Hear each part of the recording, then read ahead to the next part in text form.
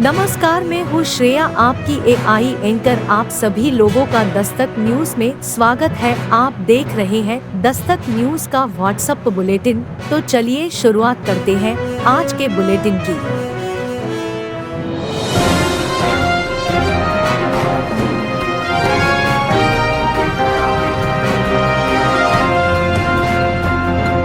आप देख रहे हैं दस्तक न्यूज।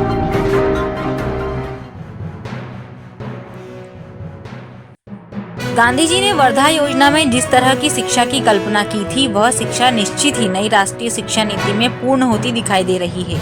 1921 के गोलमेज सम्मेलन में जब यह चर्चा हुई कि भारत की शिक्षा नीति इतनी प्रभावी नहीं है, तब गांधी जी ने ब्रिटिश शिक्षा पद्धति की कमियां बताई।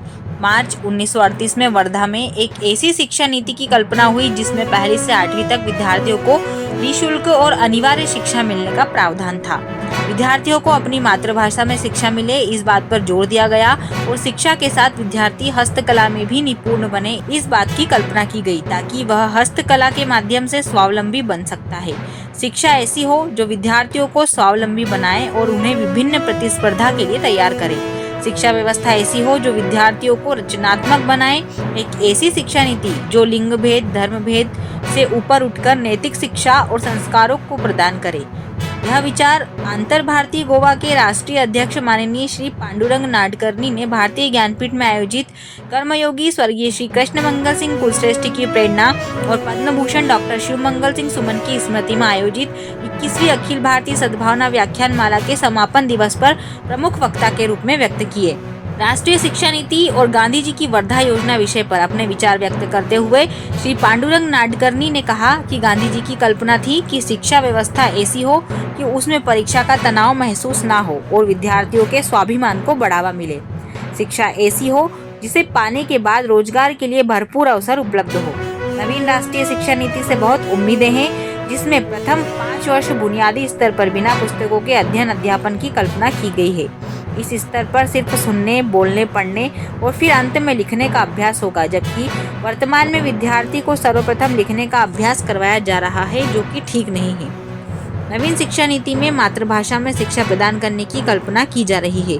विद्यार्थियों को क्रीड़ा, नृत्य, संगीत से परिचित करवाया जाएगा।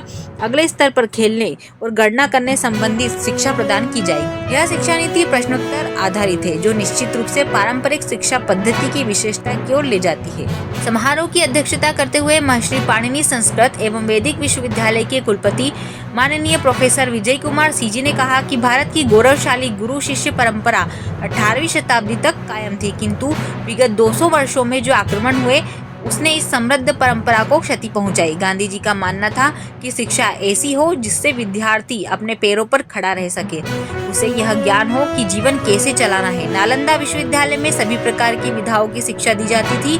एक अच्छा वैज्ञानिक एक अच्छा संगीतज्ञ भी हो सकता है, एक अच्छा डॉक्टर एक अच्छा ज्योतिष भी बन सकता है और एक अच्छा गणितज्ञ, साहित्य का रचनाकार भी हो सकता है। किंतु विगत वर्षों में हमारी शिक्षा पद्धति में एक प्रकार से संकायों के स्तर पर ही भेद शुरू हो गए। हमने साइंस, कॉमर्स, आर्ट, मेडिकल आदि संकायों के भेद उत्पन्न कर दिए, जबकि सभी विद्यार्थियों को सभी प्रकार की शिक्षाएं मिलना चाहिए। नवीन राष्ट्रीय शिक्षा नीति में यह भेद अब समाप्त हो रहे हैं। हमारे विज्ञान के सभी ग्रंथ साहित्य के रूप में विद्यमान हैं, काव्य के रूप में उन्हें लिखा गया है। वराह मिहिर द्वारा प्रदत्त ज्ञान इसका उदाहरण है। संस्कृत को तो सिर्फ शादियों में मंत्रोच्चार के दौरान सुना जाता है, अर्थात संस्कृत सिर्फ कर्मकांड की भाषा बनकर रह गई है, जबकि वह ज्ञान विज्ञान की भाषा है। कुल मिलाकर महात्मा गांधी द्वारा शिक्षा की दिशा में देखा गया स्वप्न अब राष्ट्रीय शिक्षा नीति में साकार होता दिखाई दे रहा है। व्याख्यानमाला के आरंभ में संस्थान के शिक्षिकाओं द्वारा सद्भावना गीतों की प्रस्तुति दी गई। व्याख्यानमाला को उज्जैन के पहले कम्युनिटी रेडियो दस्तक 90.8 FM पर भी सुना गया। वरिष्ठ स्वतंत्रता संग्राम सेनानी श्री प्रेम नारायण नागर, पूर्व संयुक्त संचालक शिक्षा श्री ब्रजकिशोर शर्मा, संस्थान प्रमुख श्री युधिष्ठिर कुलश्रेष्ठ, श्री संदीप कुलश्रेष्ठ सहित संस्थान के पदाधिकारियों द्वारा राष्ट्रपिता महात्मा गांधी, कवि कुलगुरु डॉक्टर शिव मंगल सिंह सुमन और कर्मयोगी स्वर्गीय श्री कृष्ण मंगल सिंह कुलश्रेष्ठ के प्रति सूतांजलि अर्पित कर दीप प्रज्वलित किया गया। भारतीय ज्ञानपीठ के सद्भावना सभागृह में डिजिटल व्याख्यानमाला को सुनने के लिए कालिदास अकादमी के निदेशक doctor Govind Gandhe, professor Balkrishna Anjana, Shri Narendra Kumar Trivedi, doctor B Purohit, Shri Ramesh Chandra Joshi, Shrimati Krishna Kulshreshtha, doctor R D Tiwari, Shri Murlidhar Sahu, Shri Ram Kishore Sahu, Shri Nand Kishore Sahu, Shrimati Kirti Patel सहित बड़ी संख्या में शहर के बौद्धिक जन उपस्थित थे। संचालन प्रोफेसर नेहा चौरे ने किया।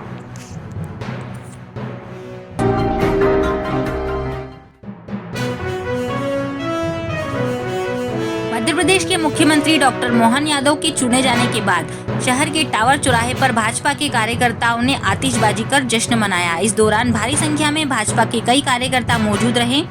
मध्य प्रदेश के मुख्यमंत्री पद की घोषणा होने के बाद डॉक्टर मोहन यादव को मुख्यमंत्री का उम्मीदवार चुना गया, जिसके बाद शहर में कार्यकर्ताओं ने टावर चौराहे पर पहुंचकर आतिशबाजी कर जश्न मनाया। साथ ही मोहन यादव के घर पर भी जश्न मनाया गया। इस दौरान भारी संख्या में कई भाजपा के कार्यकर्ता मौजूद रहे। आप देख रहे हैं दस्तक न्यूज।